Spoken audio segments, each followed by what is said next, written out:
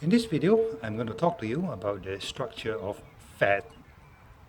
Fats and oils are terms used interchangeably, depending on whether it is liquid or solid.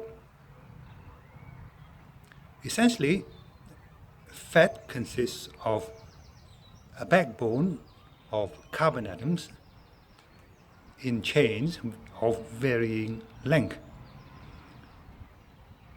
Now, each carbon atom can form 4 bonds with the surrounding carbon, hydrogen, or even oxygen atoms. When all the bonds are single, the fat is saturated. And this is a very stable structure that we see in animal fat. When double bonds are present in the molecule, the fat is unsaturated.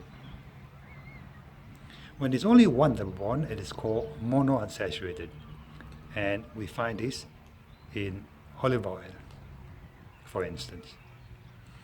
When more than one double bond exists in the molecule, it is polyunsaturated.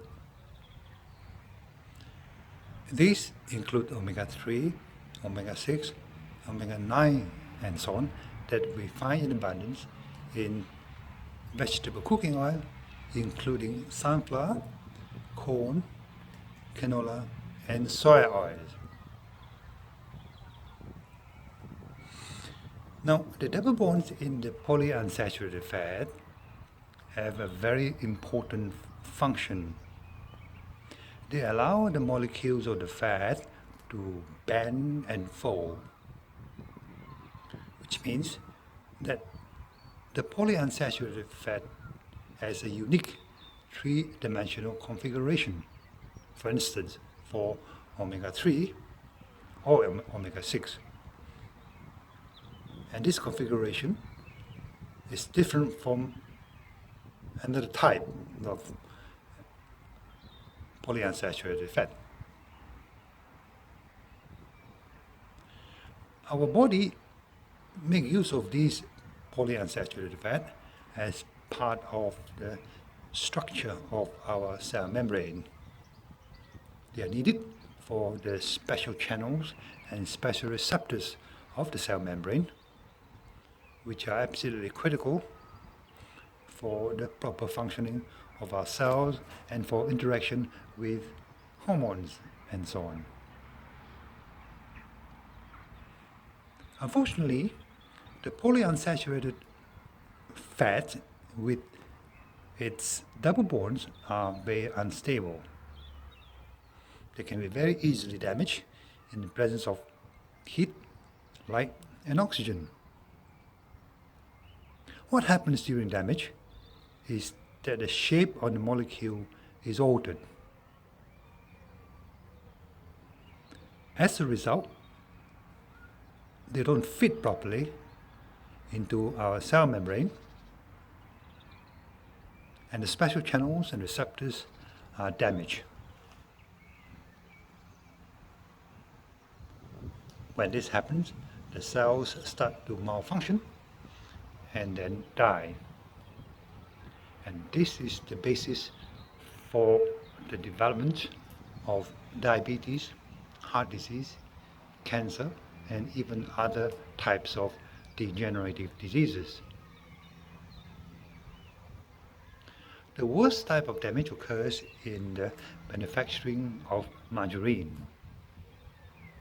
Because unless you alter the shape of the molecule that is changing from the polyunsaturated fat to a relatively saturated fat, as in margarine, the liquid wouldn't turn to solid. So in the process, a lot of damaged polyunsaturated or trans fat is generated. And this is the one which causes the most damage to our cells. Thus, when we come to think about polyunsaturated fatty acids or essential fatty acids, it is absolutely critical that we only choose the the polyunsaturated fats, which are natural and are undamaged.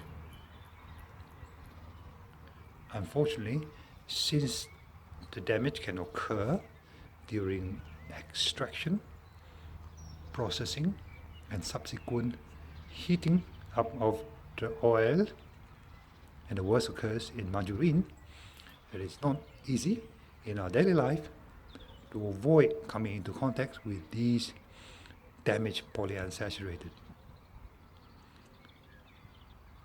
But it is a price worth paying, since long-term exposure to these kinds of damaged fats will inevitably result in ill health and eventually death. Prevention is always better than cure, so we should always make a start to pick the right type of polyunsaturated fat. Thank you.